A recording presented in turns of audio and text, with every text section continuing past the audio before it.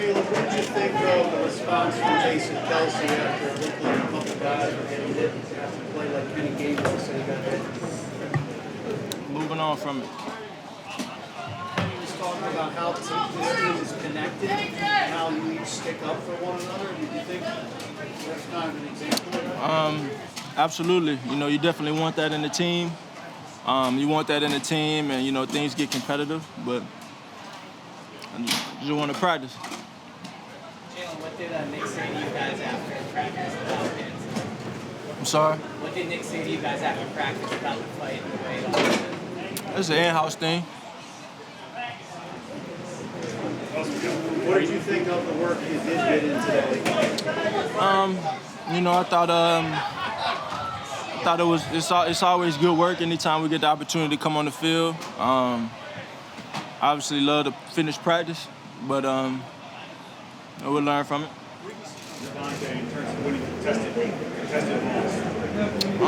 That's something I think he's always been able to do, and I think being a smaller guy by weight, being able to play big, and so that's something that we'll definitely want him to continue to do. What did you think of Gatehouse pass? Yeah, that's actually Shane Steichen's play. That's Coach Steichen's play. So we never ran it last year, but we ran it against him for the first time. So that was pretty cool. Obviously, you love to play the game. What makes it fun for you?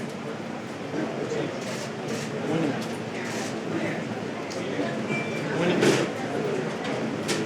Jalen, we've talked about that back shoulder a lot. You got it to Devontae.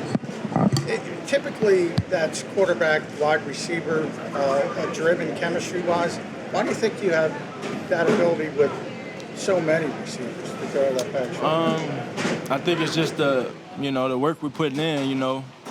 Nobody's a finished product. Nobody's a finished product. We're still working. We're still evolving and growing as players. And so that's been our whole entire approach. You have new guys come in. You have guys go.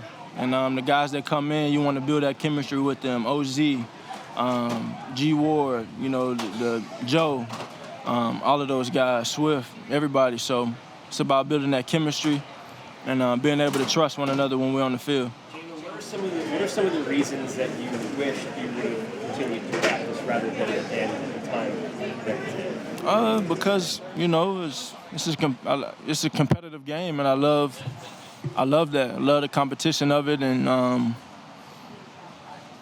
that's what I get paid to do, to play football, so I wanted to practice. Camp breaks today. This is the end of camp today. What do you think you guys have accomplished? This is the end of camp? Essentially, yeah. The end of No, it's not. It's not the end of camp. No, it's not. Okay. And why do you say that? Because It's not over. Got practice on Friday, right? typically after the preseason, you kind of shift into the regular season mode. That's why. Well, I don't, yeah.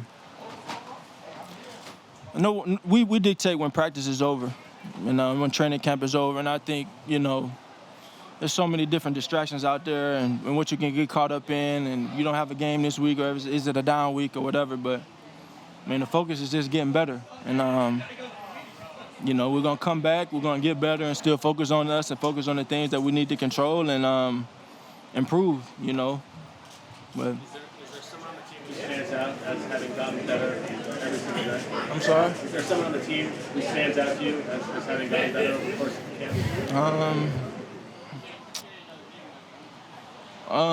I think it's I think it's just about us coming together and trying to find the identity. I think everybody plays a role in that.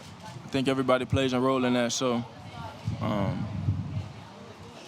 we'll see. You brought up Shane Steichen. Just what kind of role has he played in your journey to this point?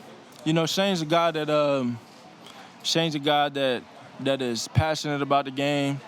He loves it, and I'm excited for the opportunity he has in front of him. He's a guy that believed in me, and he wanted me to see. He wanted me to do big things, and so I'm proud of everything that he's been able to accomplish and everything that's coming his way. Anthony Richardson mentioned that he plans to reach out to you and get some advice. What kind of advice did you have for What you want? What do you like? What's the magic word? Please. Thank you. He's amazing, guys. He's very amazing. Thank you.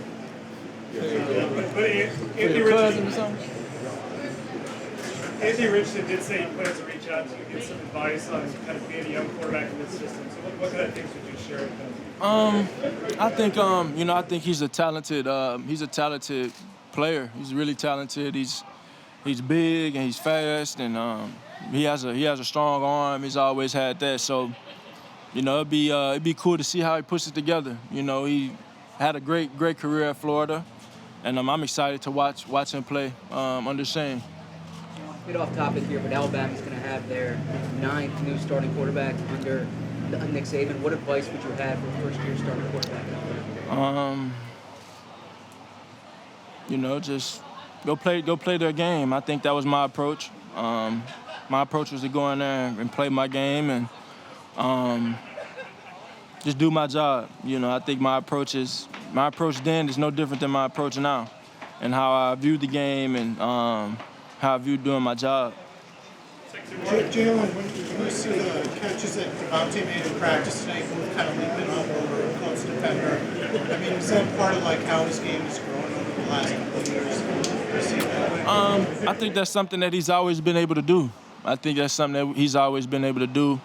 As a quarterback, you obviously love when guys take advantage of opportunities when the ball is in the air, and that's always great to see from my vantage point. That SI piece came out yesterday. Kind of talked about Ted Rath and how he had an impact on your off-season training. Can you kind of explain how that came about? Well, I don't even know what I said. I don't know. I don't read it. I don't. So what did I say? As far as Ted kind of connecting you with Adam and Tom out in Southern California, has that been important for you? I didn't even know that was in there because I don't think that I've told you guys that blatantly ever. Yeah, I think I have my process of doing stuff, and I think it's evolved since I've gotten here, and I think it'll continue to evolve as I grow as a player. But yeah. Who wants to start? So, Jason, what happened at the end there? I think tensions just got the better of me. Certainly,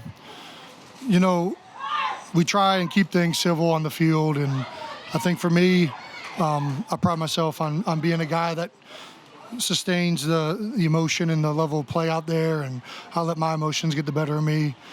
That certainly doesn't belong out there on the field, and a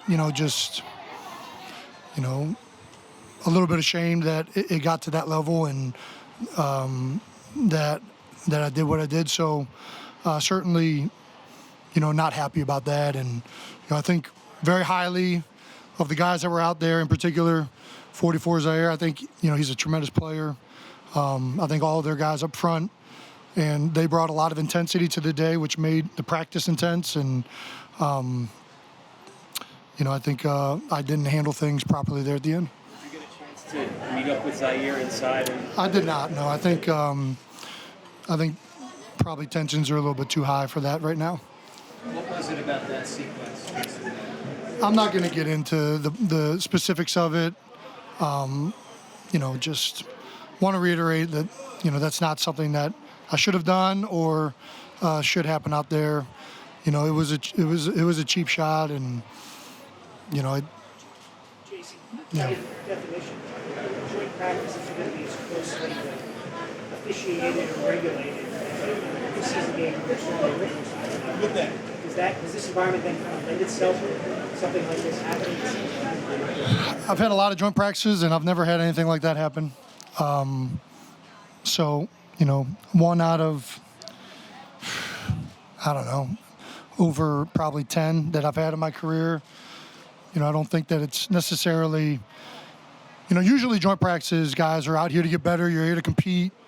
And obviously sometimes tempers flare up, but it usually doesn't get to that level. And, that's not what it should get to. I think, the game, you have to maintain a level of composure and a level of intensity. And if it gets to that level, that's not good on game day or out here in practice. So whether it's a preseason game or out here, I don't think it should ever get to that level. Why is practice really in the past? You have been emotional from the practice, not the games. What is it about practice? Well, that's not just joint practice for me. I think that's just I think in practice you have more time to process things, and you have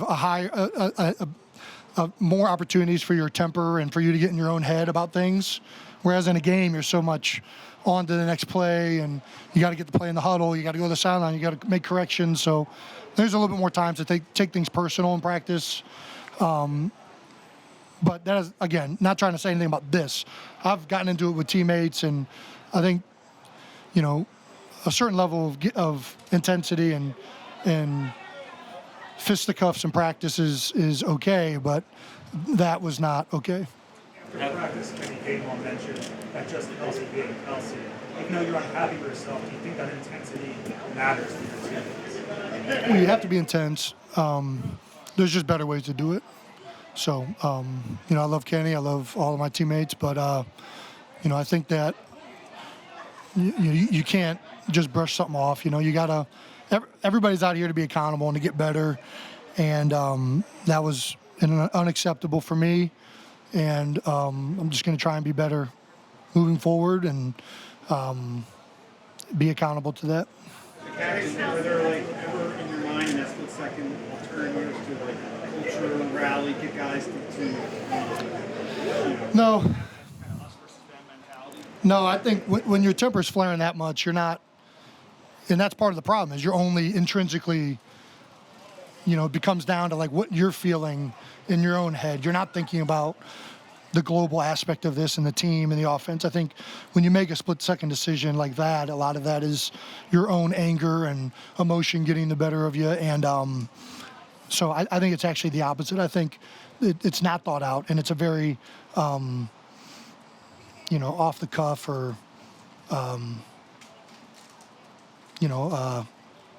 what's the word I'm looking for?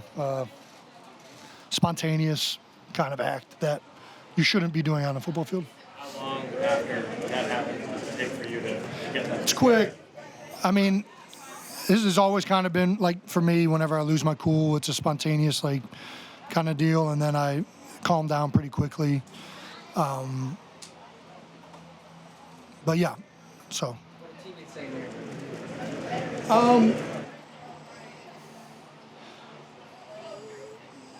don't know. You have to ask that.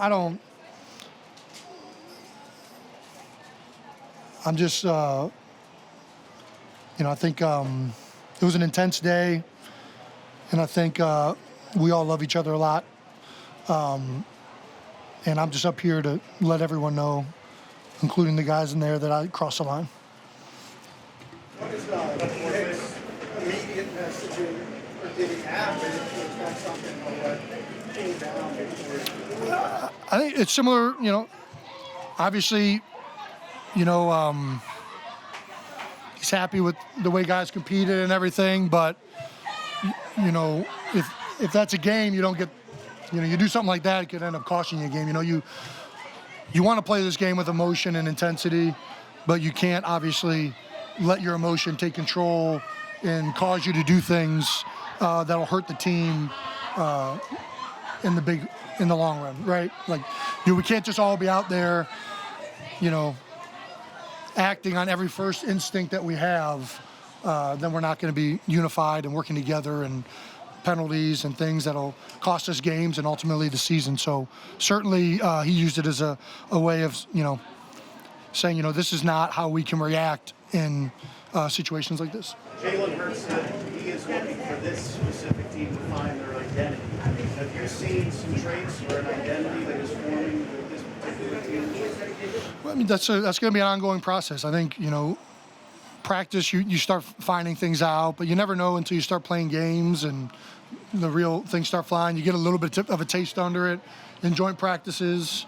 But I think you really start finding that out once you start playing and you start feeling the rhythm of the game and how guys are out there in game situations. And I think you start to find out what that is. What was it like in camp that way? I mean, hey, look, you got a bunch of guys that are fighting for jobs. Both teams pride themselves on being physical, so, we're both passionate. The guys did a great job working hard, both sides, so it's what happens sometimes. How does it feel winding down camp? Roster cuts are maybe next week. Thursday night is a big night for a lot of guys who may be on the bubble and trying to make the roster. Yeah, you said what is it like? Yeah, like kind of winding down camp and ending the summer. Yeah, I just think it just depends on your perspective. I know a lot of the younger guys, it can be very just the idea of like the unknown and uncertainty, not knowing what's going to happen next. But when you're out there on the field and you've given everything that you've got, at the end of the day, you just got to let the cards fall where they may and just know that God's got you. So from your game, what happened in that last moment of practice? I mean, if you were there watching, I'll leave that up to your interpretation. I can't really speak on it. That's above my pay grade. So I'm just glad we ended up, getting together as a team at the end and wrapping things up. Can that be kind of a bonding experience for you guys? Things getting a little chippy. Jason comes in like that, and all of a sudden, can that sort of bring the team together? In a sense, yeah. But I don't think that we're not looking to fight anybody. We're not looking to start brawls in the name of connection. We're not looking to do that. But yeah, I mean, I love my guys. That's all I'll say. Austin, you've been around long enough to see how that preseason and training camp change where these different practices get a lot more importance attached to them. What do you think of that? It seems like, from our perspective, from the outside, these have become much more important even than the preseason games themselves. I wouldn't necessarily say that because in the preseason, obviously, you're getting the opportunity to put film out there for 31 other teams to see. But as far as in-house, yeah, I think it's a big part of the evaluation. And obviously in preseason, you don't want to show everything in your playbook, so you're able to be put in situations that they'll probably use in game and see how you do. So I think both are very important. I'm a big preseason game guy and also a big practice guy. So they're both important. You had to pick one guy on the team that's going to have a big year. One guy on the team's going to have a big year. Jordan Davis. I just think he's kind of settled into the scheme, and you obviously see genetically he's a blessed guy, but also, man, he's a incredibly hard worker. Great personality. And he's committed to being the best player that he can be. You know what I'm saying? And with all those intangibles combined with his talent and his size and I think he can be one of the better players in the league. Boston, now that you've gotten to see a full training camp of Jalen Hurts, how does he and just his preparedness for this camp compare to some of the camps past that you've seen? Some of the camps past, I don't really like doing the compare game. I just think taking it year by year is the most important thing that you can do. I think, for Jalen, he wants to be better than he was last year. You know what I mean? And so just his attention to detail each day, just staying in the present, and just his hunger. His hunger, is one thing that kind of stands out. There's still a lot of things in front of him that he wants to accomplish for the team, first off and foremost, but also, I'm sure, for himself. So it's been cool to watch him develop, grow. It's been cool to be a part of the process. Talk about the day-to-day kind of mentality that he has and not getting too far ahead of himself. I guess how valuable is that as a team to have someone where it's coming from him and not getting, too wrapped up in what could be down the line? Yeah, that's everything, and I think it starts from the top with Mr. Lurie, Nick, coaching staff. They've put into place these values that we've taken to heart as a team, and that's a part of it, taking things day by day. But we also have a bunch of guys, because we all grown in here. We have a bunch of guys that have gone through in their careers, they're not just super talented guys, but, the intangibles, having that process in place and knowing that when you get caught up in the end goal, when you get caught up in looking at the tip of the tip of the mountain, you can get lost. You can lose your footing climbing it. You know what I'm saying? So we just take it a step at a time. You know what I mean? Day by day. First camp in the NFL, just kind of winding down. How do you feel when you look back to where you started to where you are now? I feel like I've learned a lot. I feel like it's been a really good experience, not only for me, but for everybody, just getting getting back in the groove of things, learning the playbook, different techniques and stuff like that. But overall, I think it's been pretty good. Kelce's run over there? Yeah, that just happens sometimes when, you're out here competing and practicing and stuff like that. Obviously, we want cooler heads to prevail, but, it just happens sometimes, just competing, and that's just what it is. What happened? What did you see? What did you see from your perspective? I don't know. I don't know what I really saw. I just know we were competing out there. It's hot. Sometimes people get a little, irritated and things like that, but it was really just being competitive. So. I think one guy on the team is going to have a big season. One guy on the team is going to have a big season? I don't know if I could pick one. I feel like the whole offense is really coming together really well. O-line, quarterback, receivers, running back. Everybody looks really good. Everybody looks like we're gelling together really well. So I couldn't pick one. I feel like the whole offense for real. How has camp gone for you once you kind of settled into playing two positions? How difficult is that? Yeah, it could be difficult at times just because it's two different positions and having to go back and forth and adjusting and use different techniques and stuff like that. But I feel like that just takes time, and a little bit of time just to get used to playing two different positions. Really, it's like it's still on the offensive line, but there's different subtleties that comes with it and different things you see pre and post snap. So I think it just takes time and reps, and after a while you can get a little comfortable. Is it harder guard to tackle or from side of the line to the other side? I'm not really sure. I feel like just any type of transition, whether it's tackle to guard or left tackle to right tackle or whatever it is going to be just a little difficult because there's different things that you have to adjust. And just being aware of that, and then when you go on the field, being more aware of just kind of what adjustments you have to make is kind of what helps you out. Do you think during the season you'll have to back up multiple spots, and how ready are you for that? Yeah, I feel like I'm pretty ready to do that. I feel like I've gotten opportunity to play left tackle and right guard out throughout camp, and I feel pretty confident at both spots. Along those lines, would you feel comfortable with left guard?